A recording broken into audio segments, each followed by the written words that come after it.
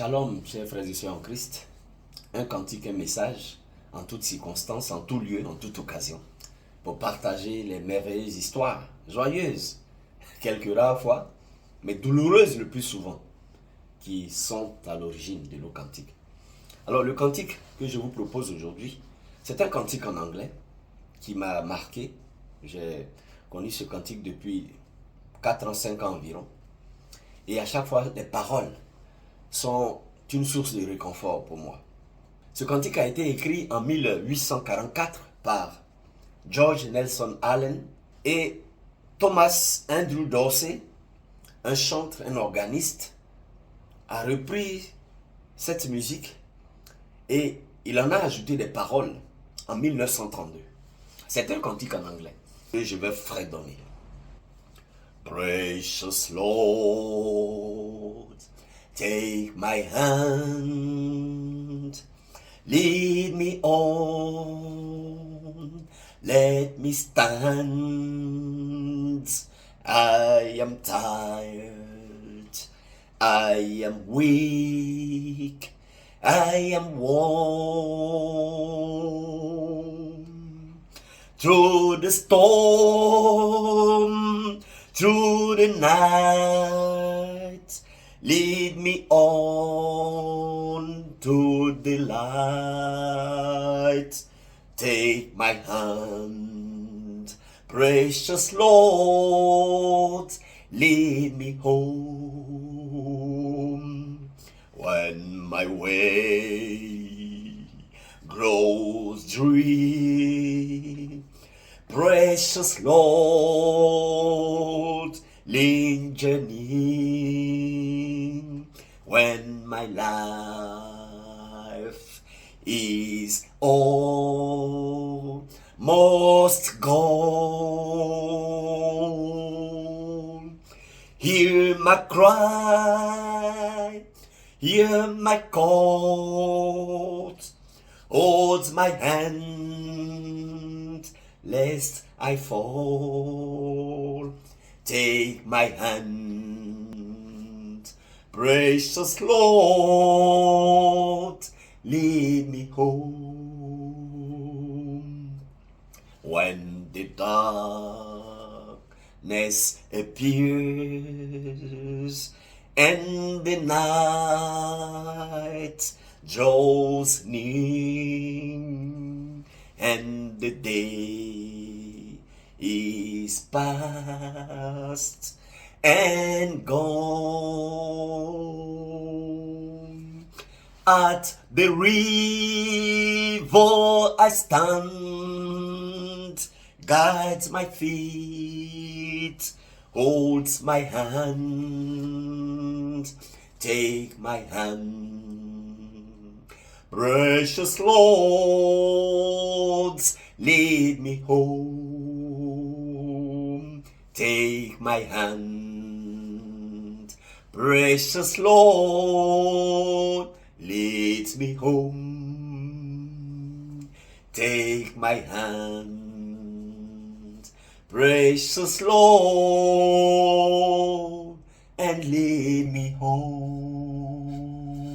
Alors voici ce cantique de Thomas Andrew Dorsey écrit en 1932 qui dit: Précieux Seigneur, tiens-moi par la main et conduis-moi, laisse-moi m'appuyer sur toi parce que je suis fatigué, parce que je suis faible. Au travers des tempêtes, au travers de la nuit, conduis-moi dans ta lumière. Prends ma main, précieux Seigneur, et conduis-moi à la maison. Quand mon chemin devient glissant, précieux Seigneur, sois tout près de moi. Quand ma vie est presque perdue, entends mon cri, entends mon appel. Tiens-moi la main, sinon je tombe. Take my hand, donc prends ma main, précieux Seigneur, et conduis-moi à la maison. Quand les ténèbres apparaissent, et quand la nuit me menace, et quand mes jours sont presque ruinés, à la rivière, je vais m'appuyer. Guide-moi guide mes pas, tiens-moi la main, précieux Seigneur, et conduis-moi à la maison. Alors Thomas Andrew Dorsey, ce qu'il faut savoir, c'était un chanteur talentueux, c'était un organiste, un leader vocal et un directeur de chorale. Prospère, il était au sommet de son art. Il avait été nommé même directeur de la chorale gospel de la Pilgrim Baptist Church à Chicago. C'était un Américain noir. Donc au sommet de son art. Et Dorsey, n'est-ce pas, attendait un événement heureux. Sa femme devait mettre au monde leur premier enfant. Mais il devait avoir une convention musicale de chant gospel et Dorsey donc devait se rendre à Saint-Louis, c'est-à-dire Saint-Louis c'est dans le Missouri, aux États-Unis, pour participer à cette convention de chorale et de musique gospel. Mais Dorsey était partagé, il hésitait parce qu'il allait devenir père pour la première fois. Et la grossesse de son épouse, Nettie, son épouse s'appelait Nettie, donc sa grossesse était presque à terme. Elle devait donc accoucher. Donc Dorsey était partagé. Fallait-il laisser son épouse et aller à cette convention de musique, de chorale gospel, ou bien rester près de son épouse pour voir la naissance de leur premier enfant? Il était partagé, mais il a eu la bénédiction de son épouse qui lui a dit « Chérie, tu peux partir à la convention, le Seigneur est au contrôle. » Et donc, Dorsey allait à la convention. Et pendant que Dorsey était en train de tutoyer, n'est-ce pas, les touches du piano, et qu'il était en plein chant, en pleine louange, on va chuchoter à ses oreilles qu'il y a une urgence à Chicago. Vous voyez, entre le Missouri et Chicago. Donc, Dorsey, que va-t-il faire? Il va abandonner la convention et il va retourner auprès de sa femme à Chicago pour assister à la naissance de l'enfant. Mais lorsque Dorsey arrive à l'hôpital, les mines des médecins sont patibulaires. Oui, Dorsey venait de perdre sa femme et le bébé qui venait de naître. Waouh, double drame. Et sa femme et son bébé qui venait de naître sont tous les deux morts. Oh, fidèles auditeurs, fidèles téléspectateurs, Dorsey était inconsolable. Il était inconsolable. Il était inconsolable. Et comment? Et donc, les funérailles de sa femme et de son enfant vont avoir lieu dans cette église, la Pilgrim Baptist Church à Chicago. Et Dorsey, il était lessivé. Il ne comprenait pas ce qui lui arrivait. Et il dit, et je cite, « Je regardais le long des allées et de l'allée centrale qui conduisait à l'hôtel où ma femme et mon bébé étaient couchés dans un même cercueil. » Waouh! Et Dorsey dit que ses pieds sont devenus faibles. Il dit ses genoux ne pouvaient plus tenir droit. Ses yeux étaient larmoyants. Il était devenu aveugle parce que des courants de larmes coulaient dans ses yeux. Dorsey, il a frôlé la dépression. Ou du moins, il a connu la dépression par cet événement malheureux. Et il a commencé à remettre en cause sa foi. Il a commencé à remettre en cause Dieu. Comment puisse-t-il arriver que lui, un chanteur talentueux, qui était au sommet de son art, et de surcroît, qui était allé à une convention de musique de chorale gospel, comment Dieu n'a-t-il pas pu prendre soin de son épouse pendant son accouchement? Et son épouse et son bébé sont décédés. Dorsey ne pouvait plus. Il a failli même abandonner la musique gospel pour dire c'est bon, j'arrête. Mais dans ces moments douloureux, il a eu un ami qui, voyant que Dorsey était en difficulté après l'enterrement, il a décidé de l'inviter, n'est-ce pas, à un dîner. Cet ami, c'était Theodore Fry, lui aussi, directeur de chorale. Et il a invité à un dîner et Dorsey a accepté l'invitation. Après le dîner, donc, il avait un grand piano dans le hall du restaurant. Et Dorsey, en tant que bon musicien, va se lever, il va s'asseoir au piano. Et les larmes dans les yeux, il va jouer plusieurs cantiques. Il va jouer par exemple le cantique qui dit, il y a une croix. Il y a une croix pour chacun de nous. Et il y a une croix aussi pour moi, Dorsey. En d'autres termes, il va chanter le cantique qui dit, chacun de nous doit porter sa croix. Alors certainement, se disait-il, c'était à son tour, Dorsey, de porter sa croix. Il va commencer à jouer plusieurs cantiques, plusieurs variations de plusieurs mélodies. Et il va tomber sur cette mélodie qu'il va légèrement modifier les paroles. Et il va dire, Seigneur béni, tiens-moi par la main. Et son ami frère qui va dire, non, non, pas Seigneur béni. Dis plutôt, précieux Seigneur. C'est plus parlant. Et Dorsey va écrire ce cantique, précieux Seigneur, tiens-moi par la main et conduis-moi. 2 dimanches après le tragique événement, Dorsey a écrit le cantique. Et le dimanche qui va suivre, il va jouer le cantique au piano à l'église. La Pilgrim Baptist Church, sa congrégation d'origine. Il va jouer ce cantique. Et les paroles de ce cantique vont remplir ce sanctuaire.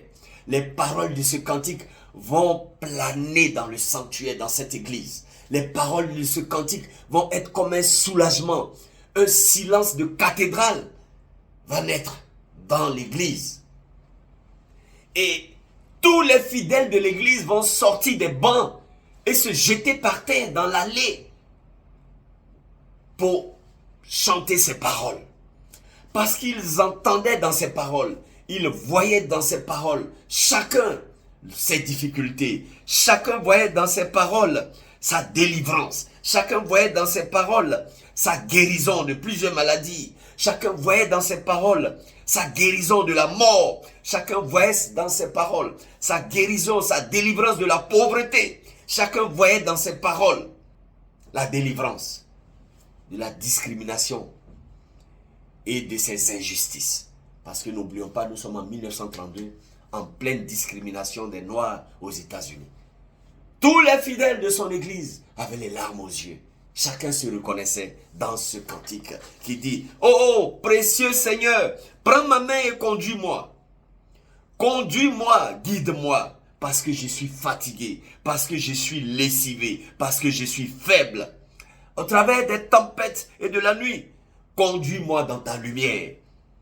Quand je suis faible, quand mon chemin devient glissant, précieux Seigneur, sois à côté de moi. Et quand ma vie est presque abîmée, entends mon cri, entends mon appel. Tiens-moi par la main, sinon je tombe. Quand les ténèbres m'envahissent et quand la nuit est proche de moi, et quand mes jours passent, à la rivière, je vais me tenir. À la source d'eau vive, je veux boire. Guide-moi, guide mes pieds. Tiens-moi par la main, précieux Seigneur, et conduis-moi. Conduis-moi où? À la maison. Vous voyez? Donc, tous les fidèles de la congrégation de Dorsey se sont reconnus dans ce cantique.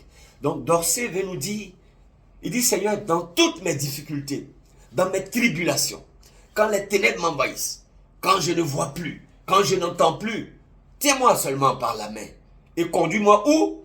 À la maison. C'est où la maison? C'est dans le royaume céleste. Voici le cantique de Dorsey. Nous sommes des pèlerins en marche vers le royaume des cieux, en marche vers la Jérusalem céleste, en marche vers la rive dorée, vers le palais doré. Mais dans cette marche, il y a des difficultés. Dans cette marche, il y a des difficultés. Laissons seulement le Seigneur nous tenir par la main et nous conduire sûrement à la maison. Oui, comme les enfants d'Israël, dans leur pèlerinage, depuis l'Égypte jusqu'à Canaan, ils ont connu des difficultés. Ils ont été rebelles, mais le Seigneur les conduisait. Chers frères et sœurs en Christ, je ne sais pas quelles difficultés vous traversez.